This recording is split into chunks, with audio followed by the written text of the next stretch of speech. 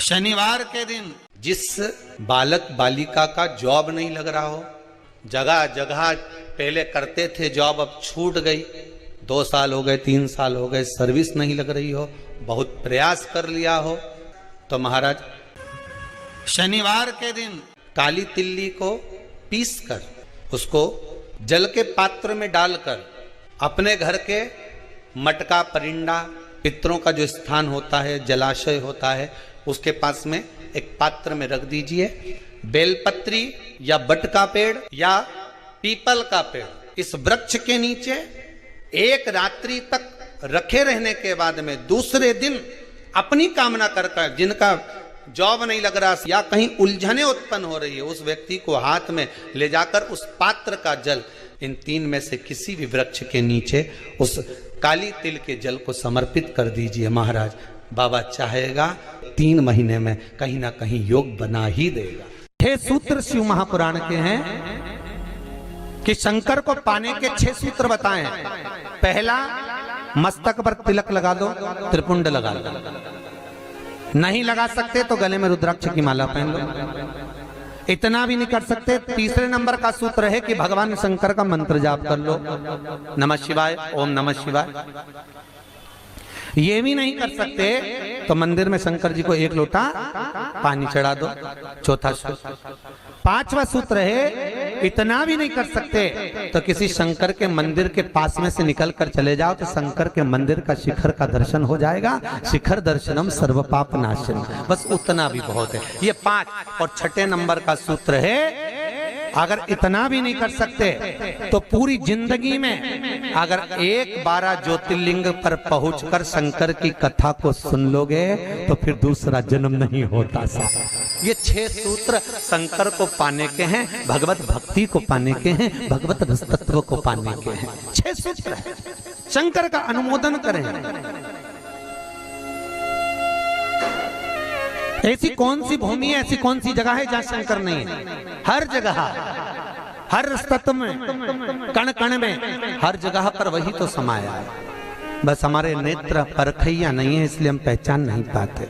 बहुत दुनिया के लोग बहुत कम पहचान कर पाते हैं। बस अंतर तब आता है एक घर के बुजुर्ग माता पिता को और एक परमात्मा को लोग अंतिम तक नहीं पहचान पाते। अंतिम तक बहुत 6 सूत्र में से 1 सूत्र भी अपनी जिंदगी में उतारा तो जीवन सार्थक हो गया। मात्र काशी में जो शिव जी की स्थापना कौन ने करी? काशी में जो शंकर भगवान बैठे उनकी स्थापना करी थी शनि महाराज। किसने करी थी? शनि महाराज ने। क्योंकि भगवान शनि महाराज को उनकी माता के द्वारा श्रापित हो गए और शनि महाराज कांपने लगे। शनि महाराज कांपते कांपते, मैं जाऊं तो जाऊं कहां, करूं तो करूं क्या? महाराज शनि महाराज दौड़े और दौड़कर भगवान भोलेनाथ के पास पहुंचे। हे शंकर, त्रिकालदर्शी, कैलाशी, अविनाशी, कृपा करिए बाबा भोलेनाथ, कृपा करो। क्योंकि दुनिया में 33 करोड़ देवी देवता हैं जिनको शनि लग सकता है, केवल एक किसको छोड़कर?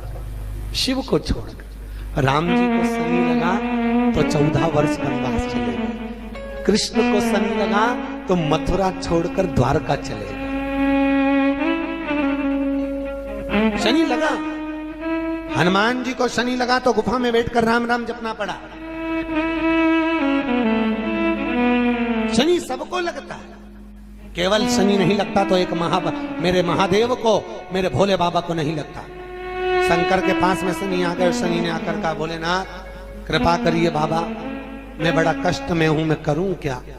बाबा भोलेनाथ ने कहा, जा गंगा जी के तट पर काशी में जाकर एक शिवलिंग की स्थापना कर, उसकी आराधना कर और तेरा शरीर ठीक हो जाएगा, कष्ट नहीं भोगेगा।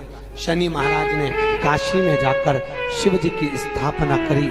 आज भी नियम है, जिसको शनि लग जाता है एक काजल की डिब्बी ले लो और काजल की डिब्बी को 21 बार उतार कर उसको एकांत में जाकर, जंगल आदि में एकांत में किसी पेड़ के नीचे इतना सा खड्डा खोद कर उसमें काजल की डिब्बी को डाल दो और मिट्टी से पूर दो, उस व्यक्ति का शनि समाप्त हो जाता है। काशी विश्वनाथ का नाम लेकर काजल की डिब्बी को 21 बार उतार कर अगर काशी विश्वनाथ का नाम लेकर शनि वाले व्यक्ति को अगर पेड़ के नीचे दबा दे, शनि समाप्त, शनि उसको परेशान नहीं कर सकता। और एक एक संहिता भगवान शंकर को समर्पित है। भगवान जैसे श्री हनुमान जी महाराज से जब राम जी राजा बने सब प्रसन्न दिख रहे थे। सुग्रीव प्रसन्न थे, विभीषण प्रसन्न थे, राम जी प्रसन्न थे।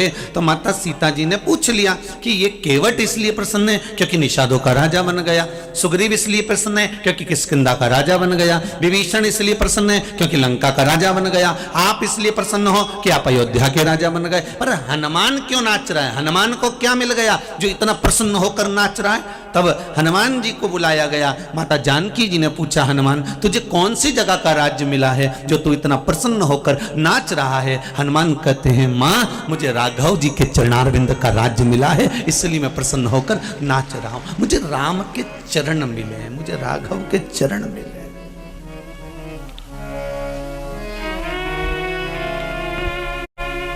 पवन तनय संकट हरण मूर्ति राम लखन सीता सहित हृदय वसहु सूरभूमि।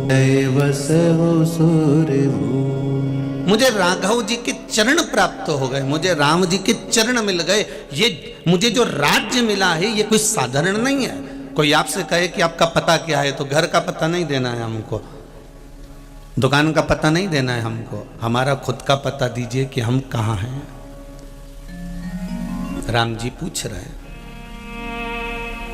क्यों रे हनुमान, कुछ निशानी लाया है? ये चूड़ामणि लाया हूं। अच्छा हनुमान, तुम शिव के अवतार हो, तुम्हें मालूम है? हनुमान जी ने कहा, प्रभु आपको नहीं मालूम कि आप नारायण के अवतार हो? आप नारायण के अवतार हो, मैं शिव का अवतार हूं, और ना मैं आपके बिना रह सकता हूं ना आप मेरे बिना रह सकते हो, इसलिए मेरा अवतार हुआ है और इसीलिए आपका भी अवतार हुआ है। जी। राम जी ने कहा, हनुमान पूर्व के लेन देन मिटाने के लिए हमारे अवतार हुए हैं।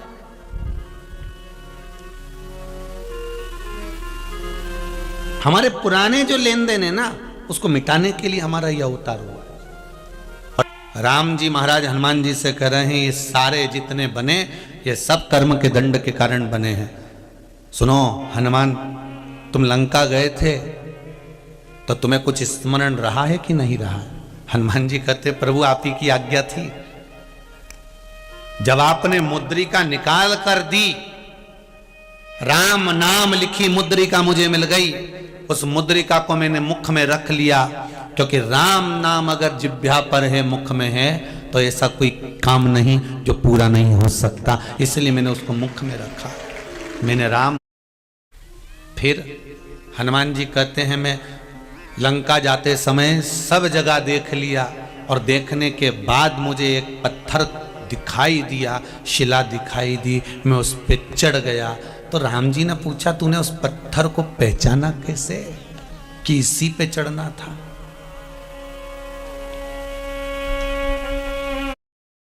तूने पहचाना कैसे उस पत्थर को? उस पत्थर को कैसे जाना है तू?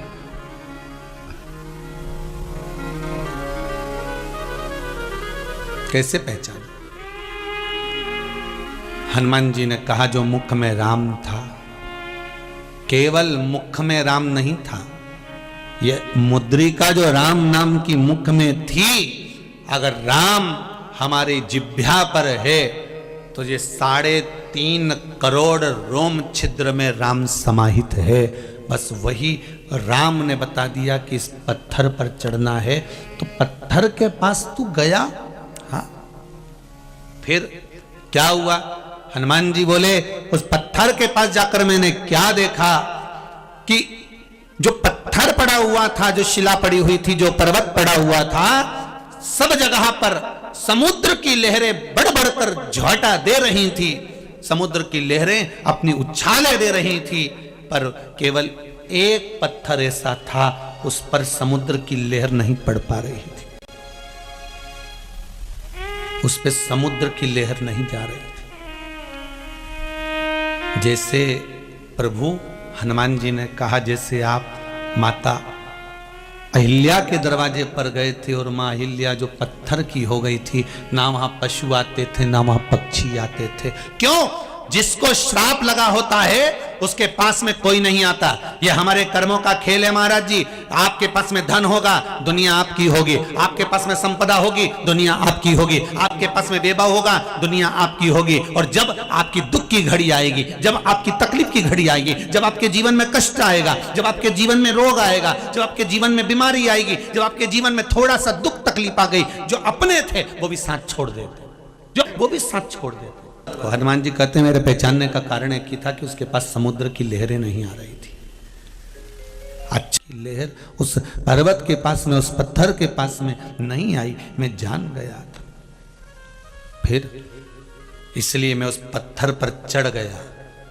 राम जी ने कहा, हनुमान तुम उस पत्थर को पहचानते हो? हनुमान जी बोले, प्रभु बस यहीं तक जानता हूं कि समुद्र की लहर उसके पास नहीं पहुंची, इसलिए मैं उस पर चढ़ा।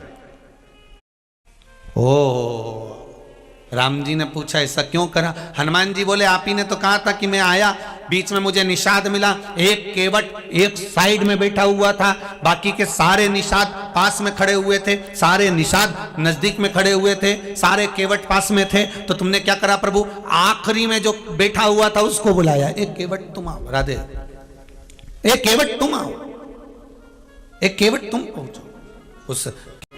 और केवट को जब बुलाया तो केवट आया।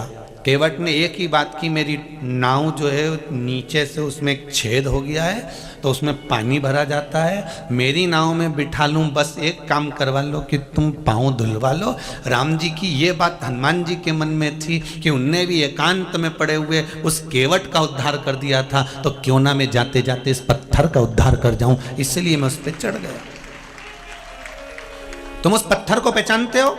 हनुमान जी ने कहा नहीं पहचानता था, पर पहचान गया क्योंकि समुद्र की लहरें नहीं आ रही थी उसके पास में, इसलिए मैं उस पर चढ़ गया था। जानते हो वो कौन है? राम जी ने जब पूछा, हनुमान ने कहा मैं नहीं जानता। राम जी ने उसी पल कहा, हनुमान वामन अवतार जब मैंने लिया था, मैं वामन अवतार लेकर जब राजा बलि के दरवाजे पर भिक्षा मांगने गया था, दरवाजे पर भिक्षा मांग रहा था, राजा बलि के द्वार पर मैं भिक्षा मांग रहा था, राजन भिक्षाम देहि, राजन भिक्षाम देहि। राजा बलि जो धर्मात्मा था राक्षस, था असुर, पर धर्म उसके भीतर था, क्योंकि प्रहलाद के वंश का था, इसलिए दान धर्म पुण्य करना जानता था।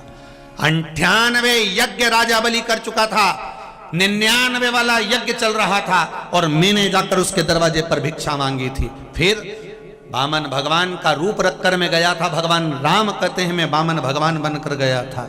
फिर प्रभु क्या हुआ ये तो बताइए।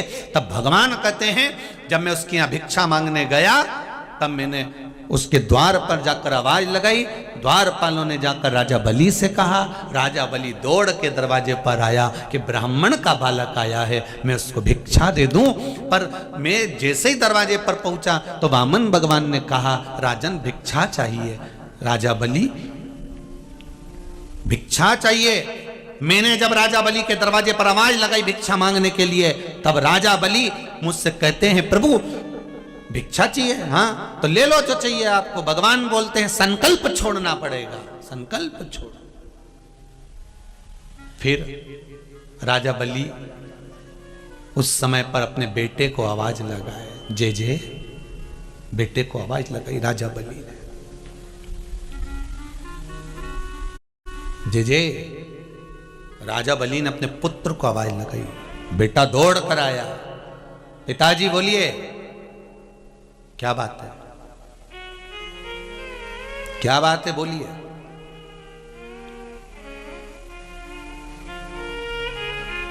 संकल्प छोड़ना है बेटा, 3 पग भूमि का दान देना है, मुझे संकल्प छोड़ना है, जा। जल्दी जाकर कमंडल लेकर आ, पानी का पात्र लेकर आ। बेटा खड़ा रहा।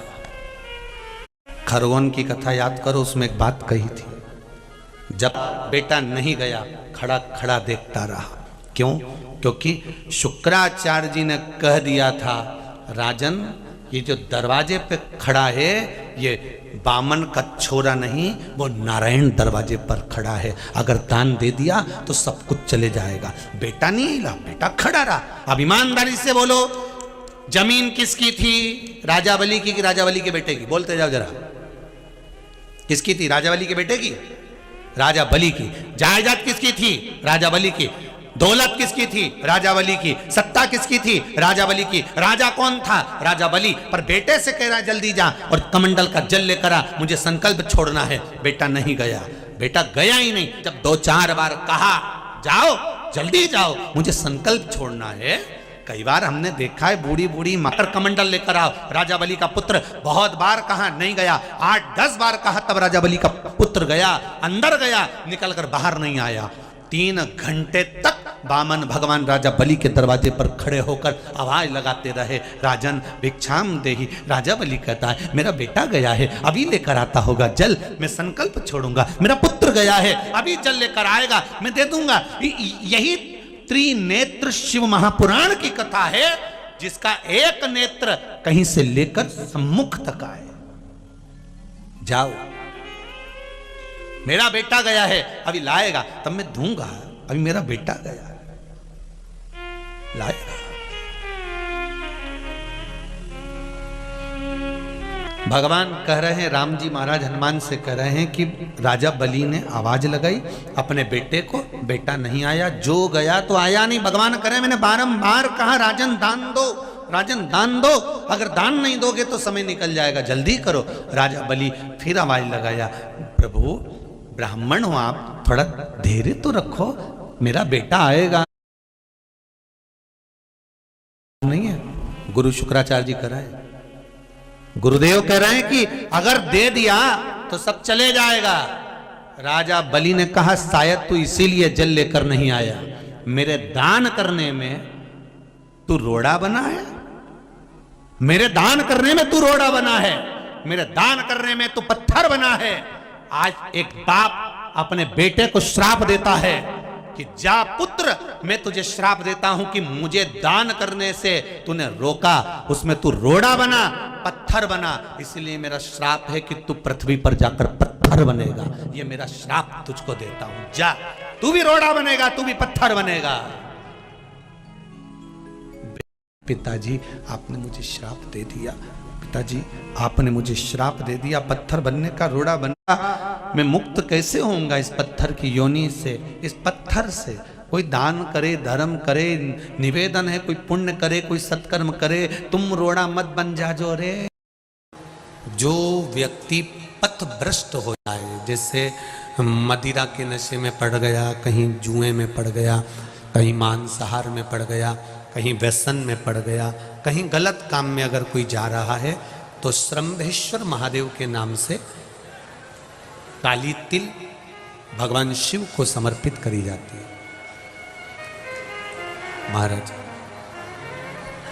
काली तिल को वापस उठा कर ले आते हैं, उसी काली तिल को जो मदिरा का नशा करने वाला होता है या जो गलत व्यसन में डूबा हुआ होता है, उसको वो सुबह के समय अगर नहीं खाता तो भोजन के साथ उसको दिया जाए।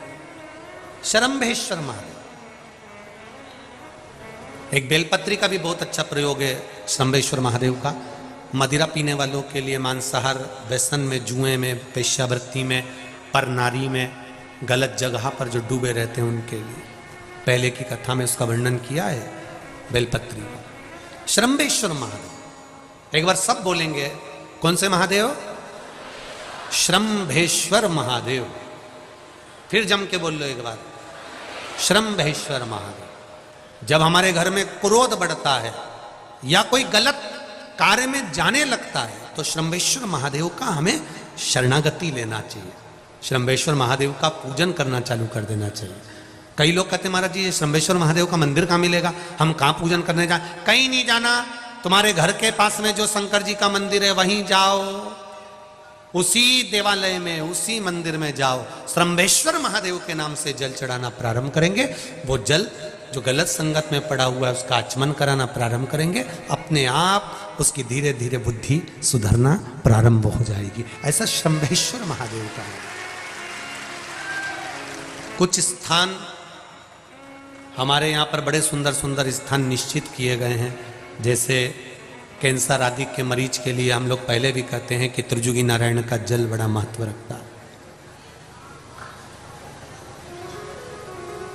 जिसका शरीर या जिसको एक पत्र आया है कि किसी को मिर्गी का झटका आना चालू हो गया था। अब पत्र ढूंढेंगे तो समय थोड़ा लग जाएगा, जिसने लिखा है उसके स्मरण में होगा। जिसने भी लिखा होगा कि बीमारी के चलते चलते फिर मिर्गी आना चालू हो गई।